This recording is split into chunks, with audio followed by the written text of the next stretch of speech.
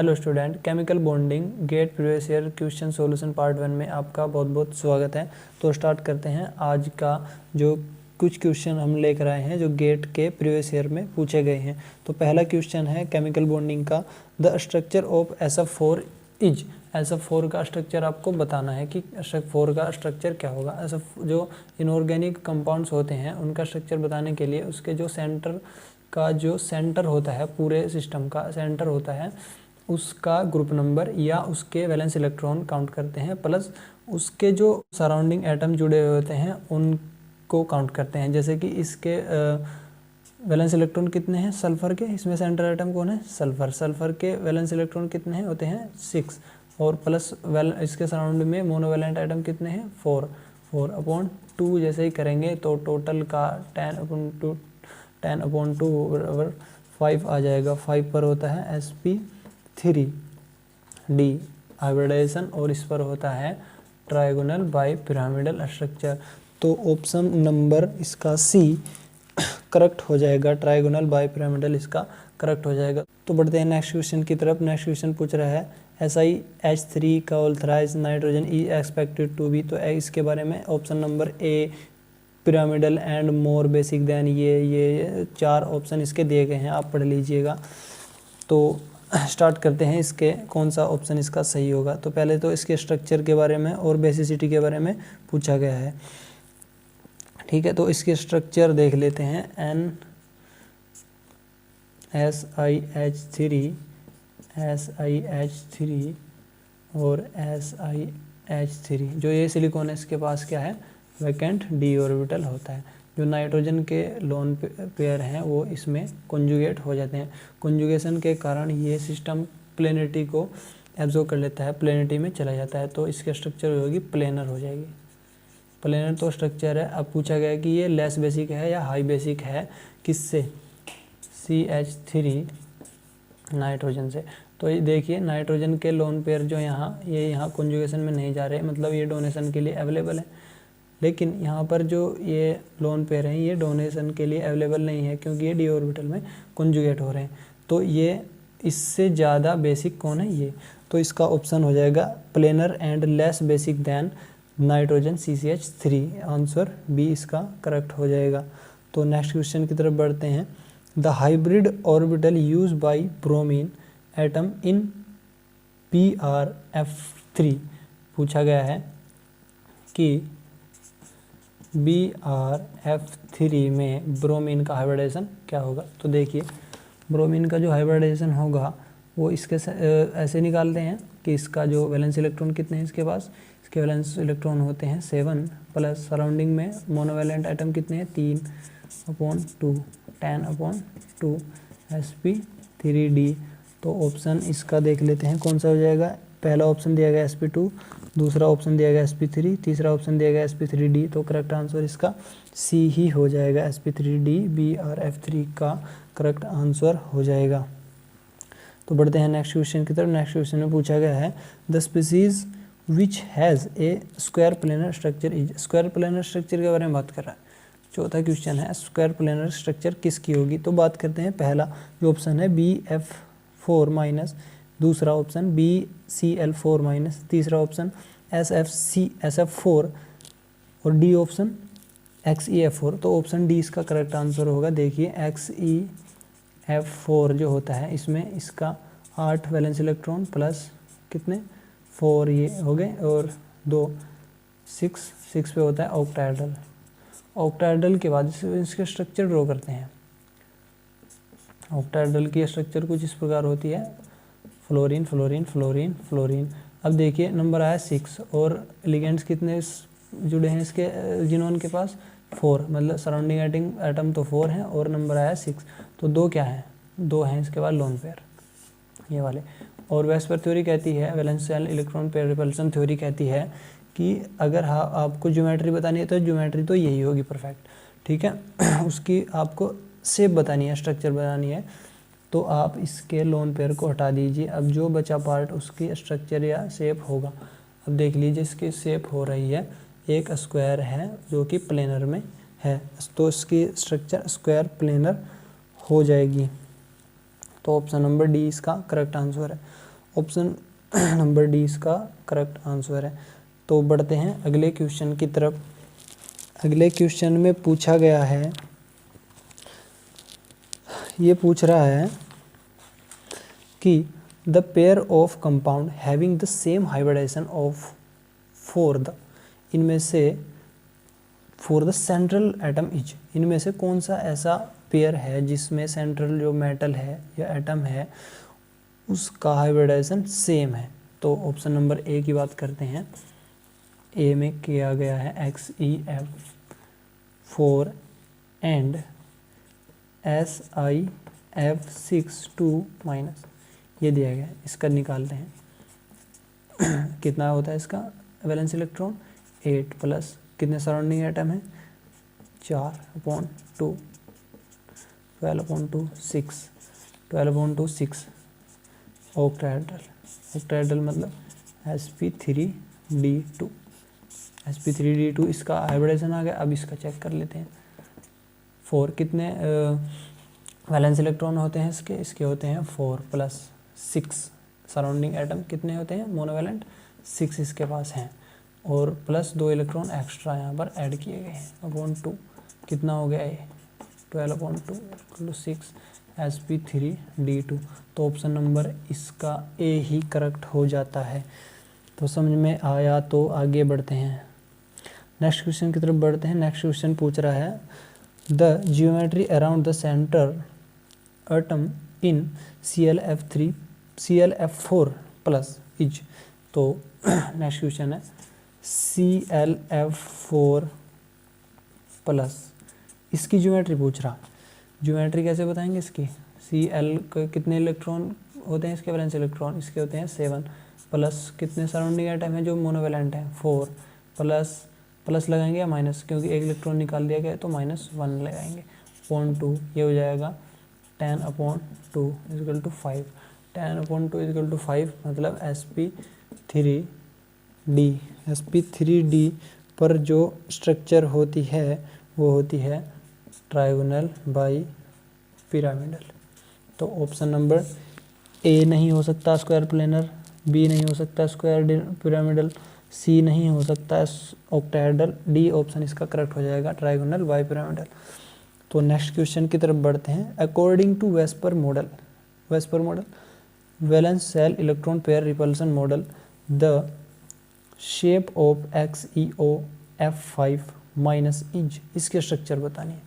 तो इसके स्ट्रक्चर बताने के लिए देखते हैं कैसे इसके स्ट्रक्चर बताई जाएगी। इसके स्ट्रक्चर बताने के लिए पहले से लिखते हैं XeOF5-, ठीक लिख लिया। इसका वैलेंस इलेक्ट्रॉन 8 प्लस ये जो ऑक्सीजन है ये होता है बाइवैलेंट, इसको काउंट नहीं करते। जो बाइवैलेंट होते हैं उसको काउंट नहीं करते, ट्राइवैलेंट को भी काउंट नहीं करते, केवल मोनोवैलेंट को काउंट करते हैं और ऊपर जो इलेक्ट्रॉन होते हैं उनको काउंट करते हैं। तो कितने हो गए मोनोवैलेंट कितने हैं यहाँ पर 5 प्लस 1 इलेक्ट्रॉन एक्स्ट्रा ऐड किया गया है तो ये हो जाएगा 6 + 8 14/2 = 7। 7 पर जो होता है वो होता है पेंटागोनल बाई पिरामिडल। अब देखिए पेंटागोनल बाई पिरामिडल जो है इसकी स्ट्रक्चर हो गई। अब वेस्पर थ्योरी ये बताती है कि अगर आप स्ट्रक्चर निकाल रहे हो तो उसके अंदर जो जितने भी लोन पेयर हैं उनको हटा दीजिए। अब देखते हैं हम कितने लोन पेयर हैं। नंबर आया हमारे पास 7, लिगेंड कितने हैं 5 और 1 6, तो एक क्या है एक है लोन पेयर। इसके अंदर स्ट्रक्चर क्या होगी Xe, ये इसके स्ट्रक्चर है। यहाँ पर फ्लोरीन ये फ्लोरीन और ये ऑक्सीजन। ये जो है यहाँ पर कोई लिगेंड नहीं है तो ये है लोन पेयर, इसको हटा देंगे।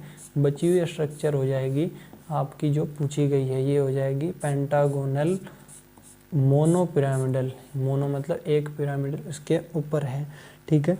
तो ऑप्शन नंबर डी इसका करेक्ट हो जाएगा पेंटागोनल मोनोपिरामिडल। तो अगले क्वेश्चन की तरफ बढ़ते हैं। Question number 8 the order of polarity of NH3 NF3 and BF3 is, polarity का ऑर्डर बताना है बढ़ते क्रम में, ठीक। तो देखते हैं कि किसका ज़्यादा होगा। क्वेश्चन नंबर 8, BF3 NF3 और NH3 के अंदर पूछा गया, तो देखते हैं किसका ज़्यादा होगा। इसके स्ट्रक्चर बना लेते हैं। NF, F, ये 3 नहीं है, F और F, एक लोन पेयर इसके पास है। ये BF3 को बना लेते हैं, B F F F। इसके पास कोई भी लोन पेयर नहीं है, इसके पास वैकेंट p ऑर्बिटल तो है, ठीक। तो अब इसके स्ट्रक्चर भी बना लेते हैं, NH H H, ये इसका लोन पेयर, ठीक। तो ये क्या कर रहा है, इसके अगर वेक्टर साइन करें तो ये ऐसे, क्योंकि लो इलेक्ट्रोनेगेटिव से हाई इलेक्ट्रोनेगेटिव एलिमेंट की तरफ वेक्टर साइन किया जाता है। तो ये क्या कर रहा है, आपस में सभी को कैंसिल आउट करते हैं, तो इसका जो पोलैरिटी हो जाती है वो 0 हो जाती है। अब बात करते हैं इन दोनों की। तो ये नाइट्रोजन अपनी तरफ खींच रहा है, ये भी अपनी तरफ खींच रहा है, ये भी अपनी तरफ खींच रहा है, तो टोटल जो वेक्टर साइन हो जाएगा वो एक साइड में हो रहा है, तो इसकी पोलैरिटी सबसे ज़्यादा। इसका क्या होगा, ये इस तरफ, ये इस तरफ, ये इस तरफ, ये इस तरफ, कहीं ना कहीं एक वेक्टर को ये कैंसिल आउट कर रहा है, इसमें नहीं कर रहा है, ठीक। तो क्या हो रहा है, इसकी पोलैरिटी सबसे कम इसकी पोलैरिटी, उससे ज़्यादा इसकी पोलैरिटी, सबसे ज़्यादा NH3 की पोलैरिटी हो जाएगी। तो करेक्ट ऑप्शन इसका आपका B हो जाएगा। BF3 सबसे कम, NF3 उससे ज़्यादा और NH3 की पोलैरिटी सबसे ज़्यादा हो जाएगी। तो बढ़ते हैं नेक्स्ट क्वेश्चन की तरफ। नेक्स्ट क्वेश्चन पूछ रहा है the compound with planar geometry is, इनमें से प्लेनर ज्योमेट्री किसकी होगी। तो वही बात है, देखिए इसका जो फर्स्ट ऑप्शन है N tertiary butyl thrice NPH3 NF3 NSiH3 का होल कर, इसमें प्लेनर स्ट्रक्चर कौन सी होगी। तो पहला जो ऑप्शन है उसमें B ऑप्शन है, उसमें C ऑप्शन है उसमें, या D ऑप्शन उसमें। अब D ऑप्शन देख लीजिए, D ऑप्शन इसका नाइट्रोजन Si, ये सिलिकॉन, ये इसके साथ 3 H जुड़े हुए हैं, एक H 3 H जुड़े हैं, और जो सिलिकॉन होता है उसके पास होता है D orbital, D vacant orbital. जो नाइट्रोजन होता है ये इसमें अपने इलेक्ट्रॉन का कॉन्जुगेशन कर देता है, तो बराबर कॉन्जुगेशन सभी में होता है लगातार। तो प्रॉपर कॉन्जुगेशन के कारण ये जो पूरा जो सिस्टम हो जाता है ये प्लेनर ज्योमेट्री को अपने आप को ढाल लेता है, प्लेनर ज्योमेट्री की तरफ। तो इसका जो टोटल सिस्टम हो जाएगा ये प्लेनर हो जाएगा, क्योंकि इसमें बैक बॉन्डिंग हो रही है। अब 3 ऑप्शन दिए गए हैं A B C, इनमें बैक बॉन्डिंग का कॉन्सेप्ट नहीं है, तो इनमें जो प्लेनर स्ट्रक्चर इनकी नहीं होगी। D ऑप्शन है जो इसका करेक्ट हो जाएगा, बैक बॉन्डिंग के कारण इसकी जो ज्योमेट्री हो जाएगी वो प्लेनर हो जाएगी। तो बढ़ते हैं नेक्स्ट क्वेश्चन की तरफ। नेक्स्ट क्वेश्चन पूछ रहा है the shape of XeF5 plus and XeF5 minus respectively is. तो रेस्पेक्टिवली जब वर्ड आ जाता है तो निकाल के देख लेते हैं और ऑप्शन उसका करेक्ट लगाते हैं, ठीक। तो 10th क्वेश्चन ये पूछा है XeF5 plus and XeF5 minus का स्ट्रक्चर पूछा है, मतलब शेप पूछा है, ज्योमेट्री नहीं पूछी, शेप पूछा है, ठीक। तो Xe वैलेंस इलेक्ट्रॉन कितने होते हैं 8 प्लस मोनोवैलेंट एटम कितने हैं सराउंडिंग में इसके 5, और एक इलेक्ट्रॉन इससे निकाला गया है तो -1/2, ये आ जाएगा 12/2 = 6 पर क्या होता है ऑक्टाहेड्रल होता है। ऑक्टाहेड्रल की स्ट्रक्चर ऐसी बनती है, ये बनती है ऑक्टाहेड्रल की स्ट्रक्चर। तो यहाँ पर क्या है, होने चाहिए कितने लिगेंड सराउंडिंग में 6 हैं, कितने 5, तो एक क्या है यहाँ पर, एक क्या है लोन पेयर। तो वेस्पर थ्योरी कहती है जब आप स्ट्रक्चर या शेप बता रहे हो तो लोन पेयर को कैंसिल आउट कर दो, और जो आपके पास बची जो स्ट्रक्चर है वो हो जाएगी आपकी मेन जो स्ट्रक्चर पूछी गई है वो। तो स्क्वायर पिरामिडल स्ट्रक्चर इसकी ये हो जाएगी, ये स्क्वायर और ये एक पिरामिड इसके ये बन रहा है स्क्वायर पिरामिडल।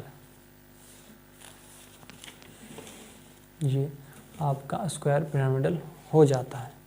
ठीक है,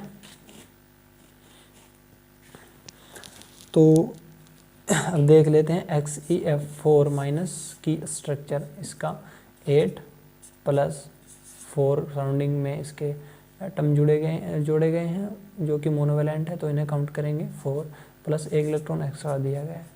तो ये कितना हो गया, ये शायद XeF5 माइनस है, XeF5 ये 5 है, + 1 इलेक्ट्रॉन और दिया गया है। 8 + 6 = 14/2, 14/2 मतलब 7। इस पर स्ट्रक्चर होती है pentagonal bi pyramidal. Pentagonal bi pyramidal, तो हमारे पास नंबर क्या आ रहा है 7, और 7 होने चाहिए यहाँ पर जो सराउंडिंग एटम है वे, तो वे कितने हैं 5। तो क्या होगा, इसके स्ट्रक्चर ड्रॉ करेंगे। स्ट्रक्चर हो जाएगी